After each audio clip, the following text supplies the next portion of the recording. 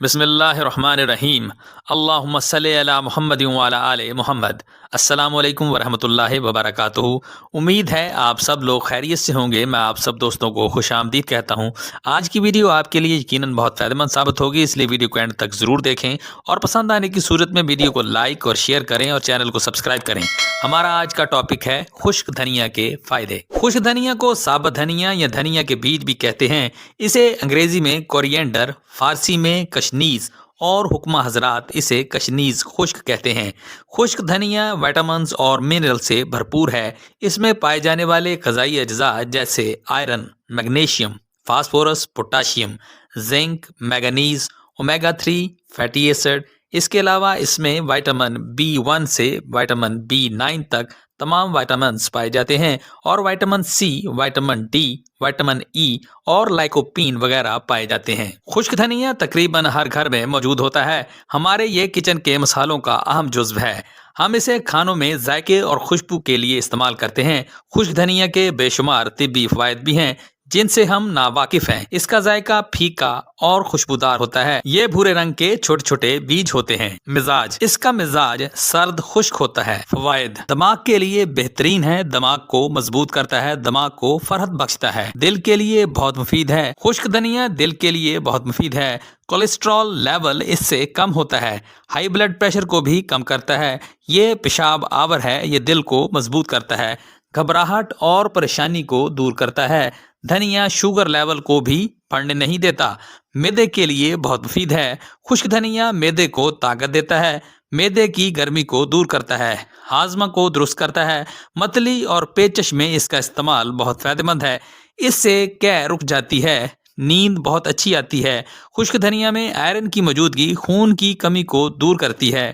بواسیر میں خون کا آنا بند ہو جاتا ہے، گردوں کو طاقت دیتا ہے۔ منہ یا گلا پک جائے یا منہ سے بدبو آئے تو دھنیا کے بیج چوسنے اور چبانے سے شفا حاصل کر سکتے ہیں۔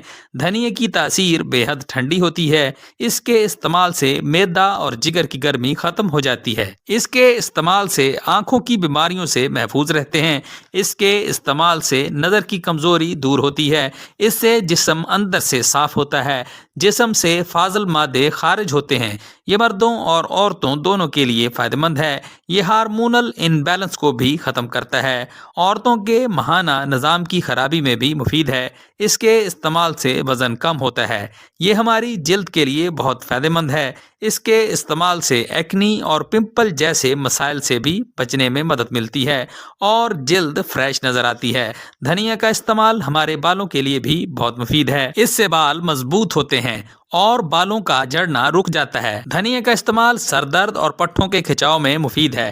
جسم میں کسی بھی قسم کی جلن ہو، ہاتھوں پاؤں میں جلن یا آنکھوں میں جلن ہو تو اس میں بھی مفید ہے۔ اگر گرمیوں کے موسم میں آپ کے جسم پر گرمی دانے، پھوڑے پھنسیاں نکل آتے ہوں، جسم اور ہاتھوں پاؤں میں گرمی محسوس کرتے ہوں، پیشاب جل کر آتا ہو، پسینہ بہت زیادہ آتا ہو، جسم سے بدبو آتی ہو، بھوک میں گرمی کی وجہ سے کمی ہو گئی ہو، سر میں اکثر درد رہتا ہو، سر چکراتا ہو، طبیعت خراب ہو جاتی ہو تو دھنیا کا پانی استعمال کرنے سے ان تمام مسائل سے چھٹکارا ملے گا۔ دھنیا تھائرائیڈ کی بیماری کا بہترین علاج ہے۔ اس کے لیے آپ دھنیا کا پانی بنا کر استعمال کریں۔ دھنیا کا پانی بہترین ماؤتھ واش ہے۔ 2 چمچ دھنیا کے بیج 1 گلاس پانی میں ڈال کر ابال لیں اور چھان کر اس پانی کو بطور ماؤتھ واش کے استعمال کریں۔ اس سے مسوڑوں کا پھولنا اور خون کا آنا یا بدبو کا آنا، منہ میں چھالوں کا بننا، ان تمام امراض میں مفید ہے۔ اس پانی سے غرارے کریں۔ اگر آپ کے بال کمزور ہیں، گرتے ہیں تو دھنیا پاؤڈر سرسوں کے تیل میں ملا کر ہفتہ میں 2 سے 3 بار استعمال کریں۔ انشاءاللہ آپ کے بال گرنا بند ہو جائیں گے اور مضبوط ہو جائیں گے۔ اگر ہونٹ سیاہ ہے تو اسے گلابی کرنے کے لیے آپ 1 چمچ دھنیا کے بیجوں کے پاؤڈر میں لیموں کا رس شامل کر کے پیسٹ بنا لیں اور اس پیسٹ کو اپنے ہونٹوں پر لگا لیں۔ اس کو رات کو لگائیں اور ساری رات لگا رہنے دیں اور صبح کو دھو لیں۔ چند دنوں کے استعمال سے ہونٹ گلابی ہو جائیں گے۔ اب آپ کو دھنیا کا پانی بنانے کا طریقہ بتاتے ہیں۔ 2 چمچ دھنیا کے بیج رات کو 1 گلاس پانی میں بھگو کر رکھ دیں اور صبح کو اٹھ کر اسے ابال لیں۔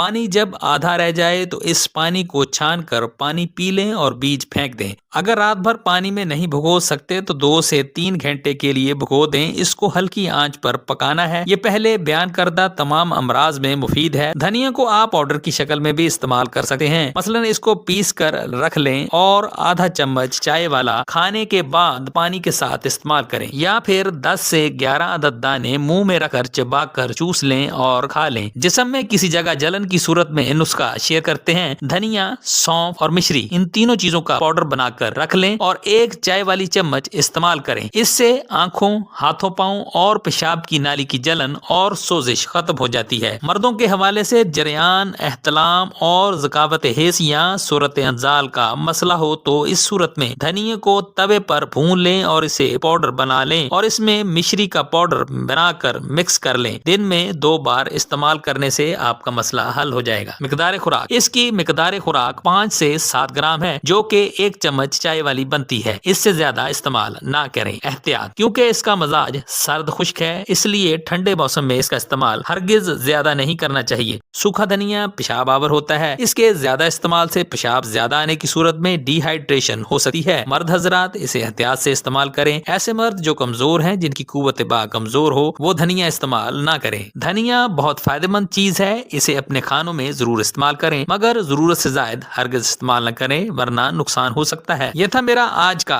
خشک دھنیا سے متعلق معلوماتی پروگرام۔ تو آج کے لیے اتنا ہی۔ امید ہے آپ کو آج کی ویڈیو ضرور پسند آئی ہوگی۔ اس ویڈیو سے آپ نے ضرور کچھ نہ کچھ نیا سیکھا ہوگا۔ ویڈیو پسند آئی ہو تو اسے لائک کریں، چینل پر نئے ہیں تو اسے سبسکرائب کریں اور کمنٹ سیکشن میں اپنی رائے کا اظہار بھی کریں، اور اس ویڈیو کو اپنے دوستوں اور رشتہ داروں کے ساتھ شیئر بھی کریں۔ شکریہ۔